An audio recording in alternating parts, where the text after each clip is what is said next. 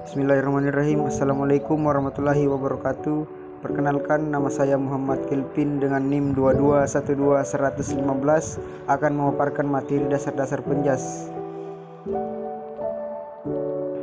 Pertemuan pertama, sejarah penjas, kebijakan publik dalam pembinaan olahraga yang tercermin dalam kepentingan nasional berupa prestise dan kebanggaan nasional untuk membangun percaya diri bangsa selama era pemerintahan Bung Karno dalam kerangka atau selama era dalam pemerintahan Soeharto selama 32 tahun terakhir sangat kuat mempengaruhi arah, isi dan pengelolaan olahraga pada umumnya dan pendidikan jasmani pada khususnya. Selanjutnya, pasang surut keolahragaan nasional yang telah merasuki kehidupan bangsa Indonesia sejak pra kemerdekaan memang banyak dipengaruhi oleh kebijakan pemerintah dan faktor politik. Namun kelebihan dan kekurangan kebijakan pemerintah yang diluncurkan merupakan respon nyata yang diposisikan Bapak bangsa dan pemerintah untuk menjawab tantangan zaman pada masa itu. Selanjutnya, pengertian penjas. Pendidikan jasmani adalah proses pendidikan tentang dan melalui aktivitas jasmani, permainan, dan olahraga yang terpilih untuk mencapai tujuan pendidikan. Pengertian penjaskes. Pendidikan jasmani dan kesehatan adalah suatu bagian dari pendidikan keseluruhan yang mengutamakan aktivitas jasmani dan pembinaan pola hidup sehat dalam rangka perkembangan, pertumbuhan, dan pengembangan jasmani, kemampuan dan keterampilan gerak, sikap mental, sosial, dan emosional selaras, serasi, dan seimbang. Selanjutnya, makna penjas. 1. Merupakan pendidikan secara menyeluruh. 2. Menjadi tujuan perantara untuk mencapai tujuan pendidikan nasional. 3. Pendidikan jasmani ingin mewujudkan sumbangannya terhadap perkembangan anak, jasmani dan rohaninya. Pentingnya penjas. A. Memenuhi kebutuhan anak akan gerak. B. Mengenalkan anak pada potensi dirinya dan lingkungan. C. Menanamkan dasar-dasar keterampilan yang berguna. D. Menyalurkan energi yang berlebihan. Merupakan proses pendidikan secara serempak, baik fisik, mental maupun emosional. Ruang lingkup penjas. 1. Permainan dan olahraga meliputi olahraga tradisional, eksplorasi gerak, keterampilan lokomotor, non-lokomotor, dan manipulatif, atletik, permainan kecil, kasti, rounders, keepers, permainan bola besar, sepak bola, bola voli, dan bola basket, permainan bola kecil, tenis meja, bulu tangkis dan tenis lapangan, renang dan bela diri. Selanjutnya, 1. Aktivitas pengembangan sikap tubuh meliputi mekanika sikap tubuh komponen. Selanjutnya, 2. Aktivitas senam meliputi ketangkasan sederhana, ketangkasan tanpa alat, ketangkasan dengan alat, dan senam lantai. 3. Aktivitas gerak ritmis meliputi gerak bebas, senam pagi, SKJ, dan senam aerobik. Selanjutnya, 1. Aktivitas air meliputi permainan di air, polo air sederhana, keselamatan di air, keterampilan bergerak di air, dan keterampilan renang. 2. Pendidikan luar kelas meliputi piknik atau karya wisata, pengenalan lingkungan, bertema penjelajahan, dan mendaki gunung.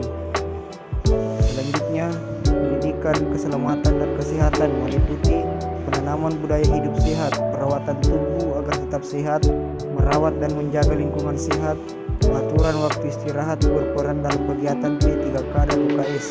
2. Pendidikan karakter meliputi disiplin, tekun, tanggung jawab, ketelitian, kerjasama, toleransi, percaya diri, dan keberanian. Selanjutnya, fungsi penjas. A. Aspek organik, perkembangan struktur dan fungsi tubuh. 2. Menjadikan fungsi sistem tubuh menjadi lebih baik. 3. Meningkatkan kekuatan sejumlah otot. 4. Meningkatkan daya tahan otot atau kelompok otot. 5. Meningkatkan daya tahan kardiovaskular. B. Aspek neuromuskuler atau psikomotor, keterampilan gerak. 2. Mengembangkan keterampilan lokomotor. 3. Mengembangkan keterampilan non-lokomotor. 4. Mengembangkan keterampilan dasar manipulatif. 5. Mengembangkan faktor-faktor gerak terampil. 6. Mengembangkan keterampilan olahraga. C. C. Aspek perseptual, keterampilan penalaran, mengembangkan kemampuan menerima dan membedakan isyarat yang berhubungan dengan tempat atau ruang dalam mengenali objek. D. Aspek kognitif, keterampilan berpikir. 1. Mengembangkan kemampuan pengetahuan dan membuat keputusan serta memahami peraturan permainan, keselamatan dan etika. 2. Mengembangkan kemampuan penggunaan strategi dan teknik cabang olahraga. Selanjutnya, A. Aspek afektif, keterampilan sikap mental, sosial dan emosional. 2. Menyesuaikan diri dengan orang lain dan belajar berkomunikasi. 3. Mengembangkan sifat-sifat kepribadian yang positif. 4. Menghargai pengalaman estetika dari berbagai aktivitas yang relevan. Selanjutnya kita masuk ke pertemuan kedua. Materi penjas. 1. Permainan dan olahraga. 2. Aktivitas pengembangan. 3. Uji diri dan senam. 4. Aktivitas ritmik. 5. Akuatik atau aktivitas air. 6. Pendidikan luar kelas atau outdoor education. Selanjutnya, pengertian penjas. Pendidikan jasmani adalah suatu proses pendidikan manusia sebagai individu atau anggota masyarakat dilakukan secara sadar dan sistematis melalui berbagai kegiatan jasmani untuk memperoleh peningkatan kemampuan dan keterampilan jasmani, pertumbuhan, kecerdasan, dan pembangun watak. Definisi penjas. 1. Pendidikan jasmani bertujuan untuk mengembangkan aspek kebugaran jasmani, keterampilan gerak, keterampilan berpikir kritis, keterampilan sosial, penalaran, stabilitas emosional, tindakan moral, pola hidup sehat, dan pengenalan lingkungan bersih melalui aktivitas jasmani yang direncanakan secara sistematis. CDC 2000, Disman 1990, Pet and Trust 1998. 2. Pendidikan jasmani merupakan proses pendidikan yang memanfaatkan aktivitas jasmani yang direncanakan secara sistematik bertujuan untuk mengembangkan dan meningkatkan individu secara organik, neuromuskuler, perseptual, kognitif, dan emosional dalam kerangka sistem pendidikan nasional Kurikulum Penjas 2004. Hakikat penjas. A. Pendidikan jasmani memberikan kesempatan anak untuk meningkatkan kepekaan sosial yang kooperatif, memiliki rasa hormat dan apresiasi terhadap perbedaan. Hamid 2003-9. B. Dalam proses pembelajaran pendidikan jasmani, guru diharapkan mengajarkan berbagai keterampilan gerak dasar, teknik dan strategi permainan dan olahraga, internalisasi nilai-nilai sportivitas, jujur, kerjasama, dan lain-lain, serta pembiasaan pola hidup sehat. Tujuan penjas. 1. Menurut Basser 1983. B. Perkembangan kesehatan jasmani dan organ-organ tubuh. C. Perkembangan mental emosional. D. Perkembangan neuromuskular. E. Perkembangan sosial. Dan F. Pengembangan intelektual. Ciri pendidikan jasmani. 1. Pendidikan jasmani merupakan aktivitas jasmani yang dilembagakan sekolah. 2. Walaupun banyak aktivitas olahraga, namun pelaksanaan aktivitas jasmani tidak ada unsur kompetisi, aturan, dan sportivitas. 3. Pendidikan jasmani mengajarkan unit-unit gerak seperti bola voli, servis, smash, operan, dan lain-lain. Pengertian penjaskes. Pendidikan jasmani dan kesehatan adalah suatu bagian dari pendidikan keseluruhan yang mengutamakan aktivitas jasmani dan pembinaan pola hidup sehat dalam rangka perkembangan, pertumbuhan, dan pengembangan jasmani, kemampuan dan keterampilan gerak, sikap, mental, sosial, dan emosional yang selaras, serasi, dan seimbang. Selanjutnya kita masuk ke pertemuan ketiga, landasan falsafah penjas. Filsafat adalah cinta kebenaran, love of wisdom, artinya keinginan untuk mencari nilai-nilai dan fakta-fakta nyata dalam kehidupan serta mengevaluasi dan menafsirkannya tanpa biasa dan prasangka. Komponen utama filsafat. A. Metafisika, menjelaskan tentang prinsip keberadaan terutama dalam aspek non-fisik atau abstrak. B. Epistemologi, metode untuk memperoleh dasar-dasar, batas-batas, hukum-hukum, dan macam-macam pengetahuan. C. Aksiologi, kaji nilai. Contoh, kekerasan olahraga dapat ditelaah baik buruknya.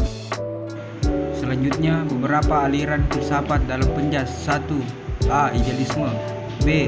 Penjas tidak hanya melibatkan fisik tapi pikiran. C. Aktivitas kesegaran jasmani memberi kontribusi terhadap kepribadian. D. Penjas merupakan pusat berbagai gagasan. E. Guru harus menjadi model bagi siswa. F. Pendidikan ditujukan untuk kehidupan. 2. Realisme. A. Penjas ditujukan untuk kehidupan, misal mengajar basket untuk melatih kerjasama, disiplin berani. B. Kesegaran jasmani adalah hasil dari produktivitas. C. Pengulangan, drills, memegang peranan penting dalam proses belajar. D. Pendalaman ilmu keolahragaan dapat menyebabkan kehidupan sosial yang baik. E. Bermain dan reaksi membantu beradaptasi atau adjustment. Filsafat modern dan tradisional. Perbedaan pandangan filsafat modern dan tradisional. Modern, tradisional terpusat pada anak, terpusat pada guru, atmosfer belajar toleran, atmosfer belajar kaku, didasarkan pada minat dan kebutuhan siswa, dikaitkan dengan kebutuhan masyarakat, didasarkan pada fakta, pengetahuan dan materi pelajaran. Guru sebagai pemandu, perencanaan dilakukan bersama siswa, guru satu-satunya pembuat keputusan. Terpusat pada pengembangan anak secara menyeluruh, fisik, mental, emosional, dan sosial. Terpusat pada pengembangan intelektual siswa, menenangkan pada pemberian kesempatan untuk mengekspresikan kreativitas, sosialisasi, pemecahan masalah, dan eksperimentasi, menekankan pada drill formal, ingatan, ceramah, tanya jawab, dan pengujian. Rangkuman. A. Penjas dipengaruhi oleh beberapa aliran filsafat pendidikan seperti filsafat idealisme, realisme, pragmatisme, naturalisme, dan eksistensialisme. B. Aliran filsafat dapat diklarifikasikan dalam filsafat tradisional dan modern. C. Pelaksanaan penjas pada filsafat tradisional cenderung bersifat teacher-centered. D. Pelaksanaan penjas pada filsafat modern cenderung bersifat student-centered. Selanjutnya kita masuk pertemuan keempat. Dasar psikologi penjas dimaksudkan untuk melandasi teori belajar gerak agar proses belajar penjas berjalan efektif. 2 kelompok teori belajar. 1. Teori koneksionisme. Teori koneksionisme dari Thorndike. Teori kontiguitas dari Gutter. Teori Hull. Teori conditioning dari Skinner. 2. Teori kognitif. Teori Gestalt, teori sibernetik, dan umpan balik. Teori belajar dari Thorndike. 1. Belajar adalah asosiasi antara stimulus dan respons. 2. Keterampilan memerlukan keseimbangan antara stimulus dan respon yang serasi.